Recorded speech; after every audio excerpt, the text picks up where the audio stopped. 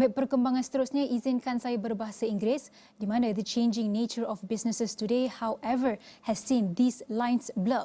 While size may still be a distinguishing feature, it is no longer an indicator of a company's opportunity for impact. To reflect the changing business environment, we hugely need to adopt a more inclusive definition, not only includes solopreneurs, micro-enterprises and startups, but also larger multinational corporations and groups. So what can we learn from our regional peers? We have Arsjad Rasjid, Ketua Umum Kamar Dagang dan Industri Indonesia, on the line all the way from Indonesia to comment further on this. Selamat pagi, Pak Arsjad. Selamat pagi. Alright, firstly, what can we learn about business and economic priorities under Indonesia's ASEAN Chairmanship 2023? Yeah, and first of all, what the government or actually for ASEAN this year, the theme is actually ASEAN matters, the epicenter of growth. And so when it says from the business perspective, which is I represent the business side of the ASEAN, which is the ASEAN Business Advisory Council. So for this year Chairmanship of Indonesia, we are actually bringing in what we call the theme of from that epicenter of growth. We will take that what we call is ASEAN centrality, innovating towards greater inclusivity. And that's the theme for ASEAN business or ASEAN BAC this year. And with that, we brought in 5 priorities that we believe that we should have this conversation in ASEAN. So that 5 priorities are digital transformation, sustainable development, health resilience, food security, and also trade and investment facilitation. And from that 5 priorities, we are actually having 7 legacies, which is on the digital transformation. We have first what we call the ASEAN QR code. And then we also have digital lending platform or peer-to-peer lending. And the third legacy for digital transformation, we call it the wiki entrepreneurship. And then besides that, we also have the ASEAN Net Zero Hub and also ASEAN Carbon Center of Excellence for the priorities of sustainable development. And besides that, we also have what we call the one-shot campaign legacy, which is for the health resilience.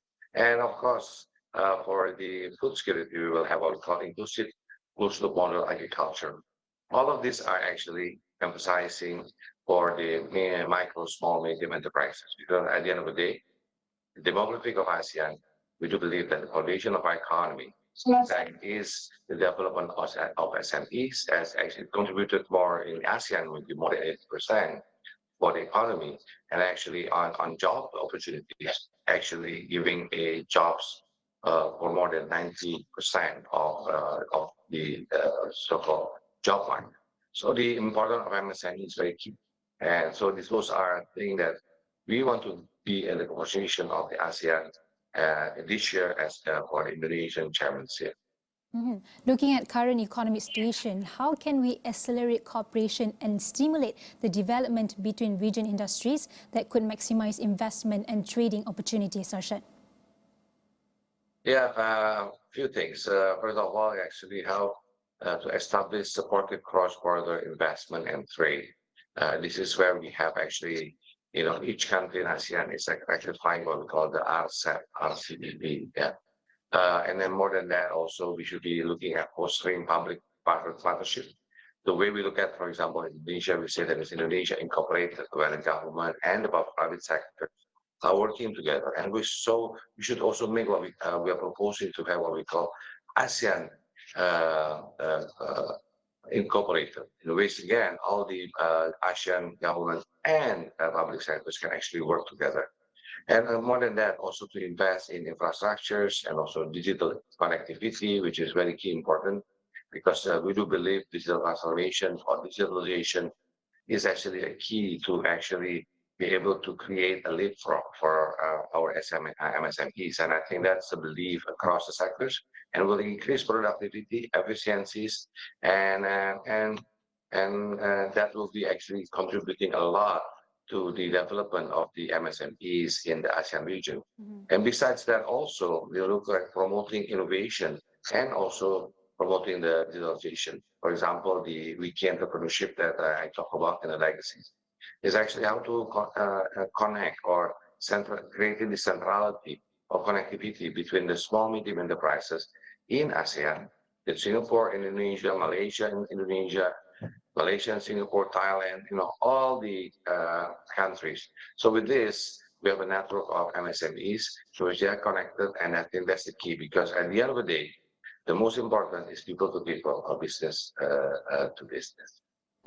Before this, you have stressed the role of business in building bridges over the divides between countries in an increasingly polarized world economy. So what are the global challenges you've seen or we have to be prepared for in building these bridges? As you can see, I think all of us are very clear that the challenges that we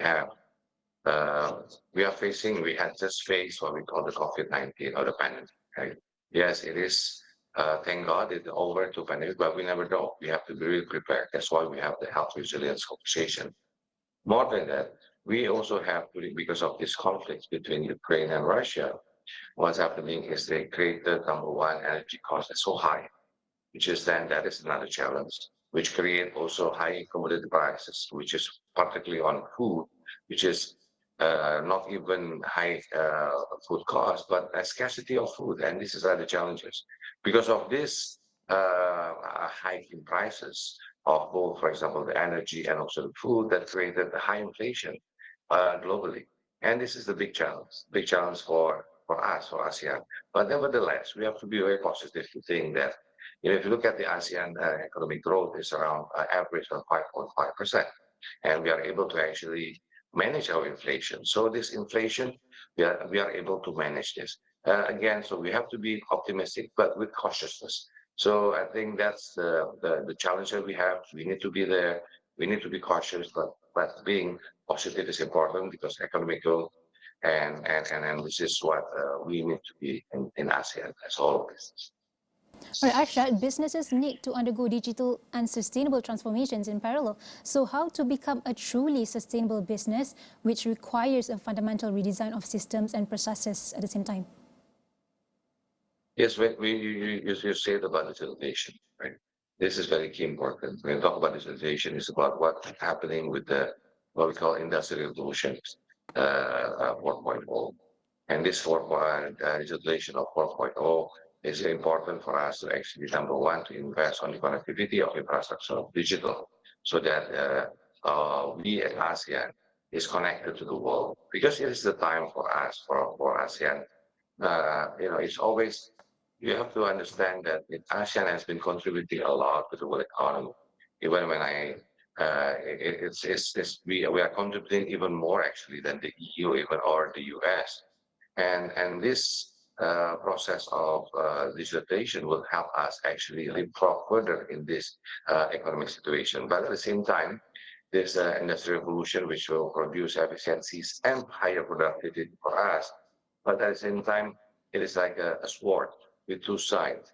Because one thing is that we are having this so-called digital transformation, which is creating a positive view. But another thing, it could also create a social revolution instead of industrial revolution. Because why? Because the number of jobs will be reduced because of this digitalization. But at the same time, there's also new skills that is needed. So yes, there is a positive also. They say that more than 30 million jobs will be created because of digitalization. But it's a new set of skills. So it is our homework as a whole to create a better human capital, which is suited their skills to the current era of digitalization.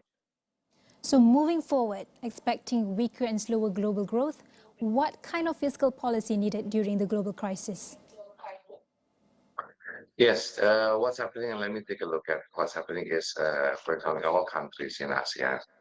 Number one is how to actually be able to capture what we call first cash flow for the businesses, particularly for small medium enterprises, cash flow, and cash flow. We have to make sure that the incentive given by the government towards or to actually hold for a while, or even fiscal policies on in actually creating incentives for further growth of economy. For example, in Indonesia, what we did is Indonesia created what we call the omnibus law, even further than just fiscal policy, but actually a structural reform, in which then with this omnibus law that we have is we are looking at how do we make sure that we can create an easy of doing business, and in which then giving also lower tax on corporate tax, and giving the opportunity of actually creating also more jobs or creating more entrepreneurs, and all this, it's something that we have to be innovative about. For Indonesia, all this omnibus law or this tax reform is also something very new. Like this is cutting off all the red tapes, because red tapes will create inefficiency, and red tapes will create also less transparency. So all of these are important in regards to how we can actually our economic growth in the region.